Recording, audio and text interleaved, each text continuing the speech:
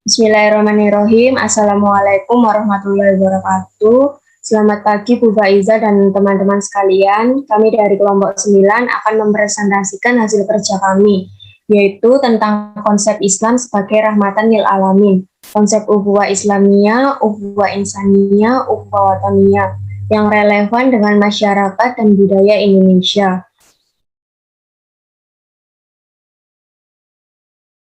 Sebelumnya, izinkan saya memperkenalkan anggota kelompok 9, dimulai dari saya, yaitu Elsa Wariska Hermawanti, NPM 042.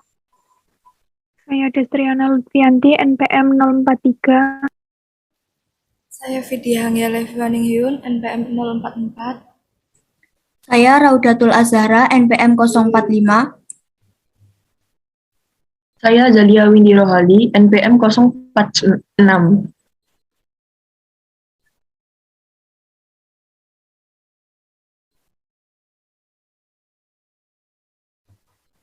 Untuk pembahasan yang pertama, yaitu tentang konsep Islam sebagai rahmatan lil alamin. Konsep Islam sebagai rahmatan lil alamin merupakan tafsir dari ayat 107 surat Al-Anbiya.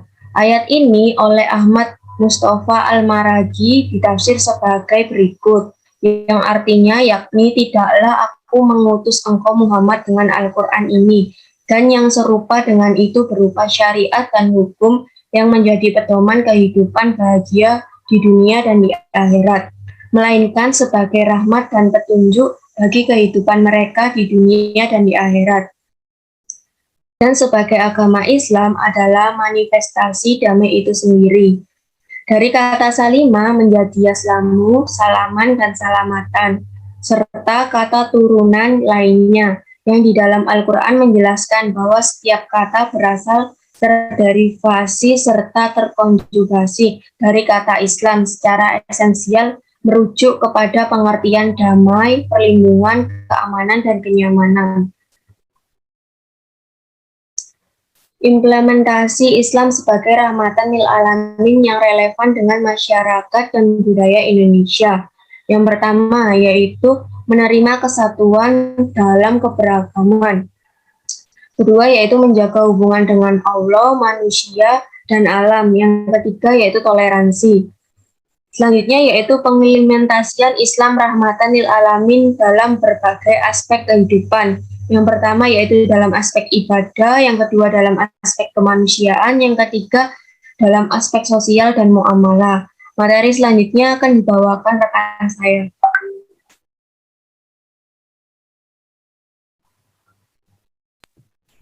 Konsep ukhuwah Islamiyah. Ukhuwah Islamiyah mengandung arti persaudaraan yang bersifat keislaman atau persaudaraan antar sesama pemeluk Islam. Konsep ini mengajarkan bahwa setiap muslim merupakan saudara bagi muslim lainnya. Seorang muslim harus menganggap muslim lainnya sebagai saudaranya tanpa memandang latar belakang keturunan, kebangsaan, atau pertimbangan-pertimbangan lainnya. Persoalan ukhuwah Islamiyah juga sudah diterangkan dalam firman Allah, Quran Surat Al-Hujurat, ayat 10. Allah berfirman, sesungguhnya orang-orang mukmin itu bersaudara, karena itu damaikanlah antara kedua saudaramu yang berselisih, dan bertakwalah kepada Allah agar kamu mendapat rahmat. Next. Yang kedua yaitu konsep ukhuwah insaniyah. Insan berarti manusia. Maka ukhuwah insaniyah merupakan persaudaraan yang cakupannya lebih luas, yaitu antar sesama umat manusia di seluruh dunia. Salah satu ayat yang menjadi dasar ukhuwah insaniyah adalah surat Al-Hujurat ayat 11. Allah berfirman, hai orang-orang yang beriman, janganlah suatu kaum mengolok-olok kaum yang lain, karena boleh jadi mereka yang diolok-olok lebih baik dari mereka yang mengolok-olok. Dan jangan pula wanita-wanita mengolok-olok wanita-wanita lain, karena boleh jadi wanita-wanita yang diperolok-olokkan lebih baik dari wanita yang mengolok-olokkan. Dan janganlah kamu mencela dirimu sendiri, dan janganlah kamu panggil-memanggil dengan gelar-gelar yang buruk. Materi selanjutnya akan disampaikan oleh teman saya. Selanjutnya, konsep ukhuwah wataniyah. Ukhuwah Watoniyah merupakan konsep persaudaraan berlandaskan tanah air, tempat kelahiran, hingga kampung halaman. Secara garis besar, ukhuwah Watoniyah memiliki arti persaudaraan sebagai sebangsa mesti tidaklah satu keyakinan ataupun ras dan suku. Terkait hal ini, Allah Subhanahu wa taala juga memerintahkan kita untuk bisa menerima ketetapannya. Seperti firman di bawah ini. Sekiranya Allah menghendaki, niscaya kamu dijadikannya suatu umat saja, tetapi Allah hendak menguji kamu terhadap pemberiannya kepadamu. Maka berlomba-lombalah berbuat kebajikan. Surat ayat Al-Maidah ayat 48. Ayat di atas menjelaskan tentang kewajiban umat muslim dalam menghargai kerabat lainnya. Meski bukanlah datang dari keyakinan yang sama, namun Allah Subhanahu wa taala tetap memerintahkan hambanya untuk bisa menanamkan sifat dan tali persaudaraan dengan siapapun. Next. Syarat dalam ukhuwah. Agar supaya ukhuwah bisa berjalan dengan baik dan mendapatkan ridho dari Allah Subhanahu wa taala, berikut ini merupakan 5 syarat ukhuwah. Yang pertama, iman dan takwa. Yang kedua, ikhlas karena Allah. Yang ketiga, terikat dengan ketentuan Al-Quran. Yang keempat, saling bertausiah. Yang kelima, kerjasama dalam kebenaran. Next. Yang pertama, iman dan takwa.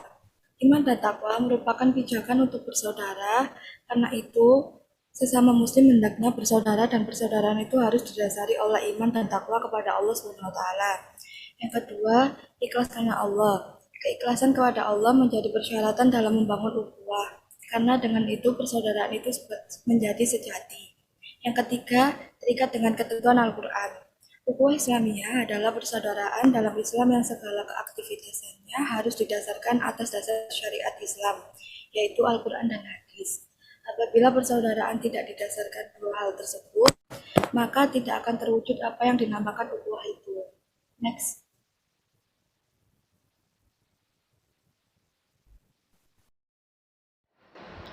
Yang keempat, saling bertausiah.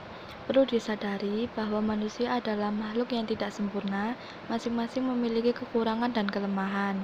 Oleh karena itu, sesungguhnya antara manusia yang satu dengan yang lainnya itu sama-sama saling membutuhkan. Dengan adanya hal tersebut di atas, agar dalam melakukan ukhuwah itu dapat berjalan baik, hendaknya antara satu dengan yang lainnya itu harus dapat saling menerima kondisi yang ada. Bila hal itu dilakukan, maka ukhuwah yang didambakan itu dapat tercapai dan insya Allah mendapat ridho dari Allah Subhanahu wa taala. Yang kelima, kerjasama dalam kebenaran. Dalam ukhuwah Islamiyah mengajarkan agar semua muslim harus meningkatkan kerjasama dan tolong-menolong dalam kebenaran dan takwa, bukan kerjasama dan tolong-menolong dalam dosa dan kejahatan. Untuk itu, agar ukhuwah ini bisa berjalan dengan baik, harus diciptakan suatu semangat kerjasama yang baik dari seluruh umat Islam. Yang selanjutnya akan dibacakan oleh rekan saya.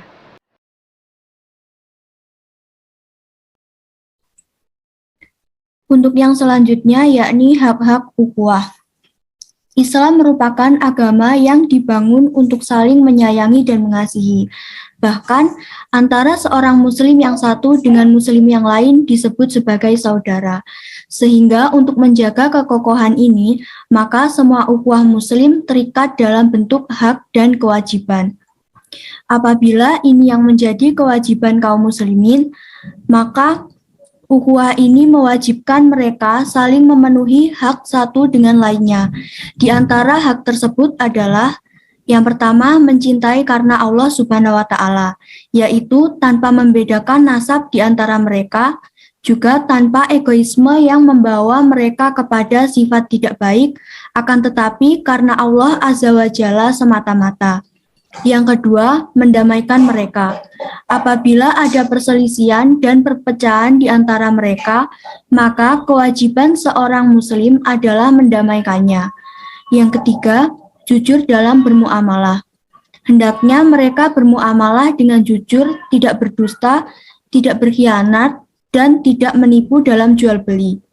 Yang keempat, mendoakan kebaikan kepadanya. Mendoakannya dengan maghfirah, agar diberi kemaslahatan dunia dan agama. Yang selanjutnya yaitu implementasi ukhuwah Islamiyah yang relevan dengan masyarakat dan budaya Indonesia. Berikut ini adalah beberapa kiat, amalan, atau kegiatan yang sangat baik untuk dilakukan guna membantu membentuk ukhuwah Islamiyah. Yang pertama, menegakkan sholat 5 waktu. Yang kedua, menebarkan salam dan tidak saling acuh. Yang ketiga, mengamalkan hadis tentang hak seorang muslim terhadap muslim yang lain. Yang keempat, saling menolong. Yang kelima, saling memaafkan. Yang keenam, menjauhi perbuatan maksiat. Dan yang ketujuh, saling mendoakan dalam kebaikan. Untuk yang selanjutnya akan dijelaskan oleh teman saya. Selanjutnya yaitu implementasi ukhuwah insaniyah yang relevan dengan masyarakat dan budaya Indonesia. Berikut ini pengimplementasiannya. Yang pertama, memiliki rasa ikhlas dalam membantu sama manusia. Karena manusia merupakan makhluk sosial, maka membantu orang lain selama kita masih dapat melakukannya. Yang kedua, ikhlas dalam memaafkan kesalahan orang lain. Walaupun pada hakikatnya sangat sulit memaafkan orang, akan tetapi jika kita memaafkannya tidak akan rugi. Insya Allah kita akan merasakan ketenangan. Yang ketiga, menghargai pendapat orang lain. Hal ini sangat penting, karena masukan atau pendapat dari orang-orang tersebut bisa jadi dapat memberikan perubahan menjadi lebih baik demi kepentingan bersama. Yang keempat, tidak merasa dirinya paling benar. Merasa dirinya paling benar merupakan sikap sombong. Di dalam Islam, sombong merupakan perbuatan yang tidak disukai oleh Allah Subhanahu wa Ta'ala. Selanjutnya, implementasi ukhuwah watoniyah yang relevan dengan masyarakat dan budaya Indonesia. Berikut ini pengimplementasiannya. Yang pertama, berteman dan membantu orang tanpa membedakan suku, agama, dan ras. Yang kedua, tidak mengejek atau menjelek-jelekan teman yang memiliki suku, agama, dan ras yang berbeda. Yang ketiga, bekerja sama untuk kepentingan bersama. Misalnya seperti gotong royong, membersihkan kelas, atau lingkungan sekitar rumah. Yang keempat, menjaga toleransi antar teman dan masyarakat. Yang kelima, mengutamakan kepentingan kelompok di atas kepentingan pribadi. Misalnya seperti menolong teman yang sedang kesusahan dan tidak memaksakan kehendak pada orang lain. Next. Kesimpulannya, yang pertama, makna rahmatan lil alamin menetapkan bahwa Islam adalah agama dan syariat yang penuh dengan kasih sayang, cinta, persaudaraan, dan kedamaian. Manusia beriman mempunyai dua dimensi hubungan yang harus selalu dipelihara dan dilaksanakan, yakni hubungan vertikal dengan Allah Subhanahu wa Ta'ala dan hubungan horizontal dengan sesama manusia di masyarakat. Hubungan sesama manusia dibagi menjadi tiga. Yang pertama yaitu ukhuwah Islamiyah, yang mengandung arti persaudaraan, yang bersifat keislaman atau persaudaraan. Yang kedua ada ukhuwah insaniyah, yang merupakan persaudaraan yang cakupannya lebih luas, yaitu antar sesama umat manusia di seluruh dunia. Dan yang terakhir adalah ukhuwah watoniyah, yang merupakan konsep persaudaraan berlandaskan tanah air, tempat kelahiran, hingga kampung halaman. Ukhuwah mewajibkan kaum muslimin untuk memenuhi hak satu sama lain, yaitu mencintai Allah.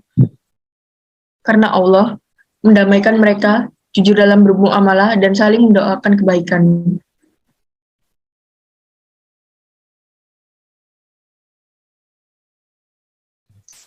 Baiklah, sekian presentasi dari kelompok 9. Mohon maaf bila ada kurangnya dalam penyampaian materi. Terima kasih. Wassalamualaikum warahmatullahi wabarakatuh.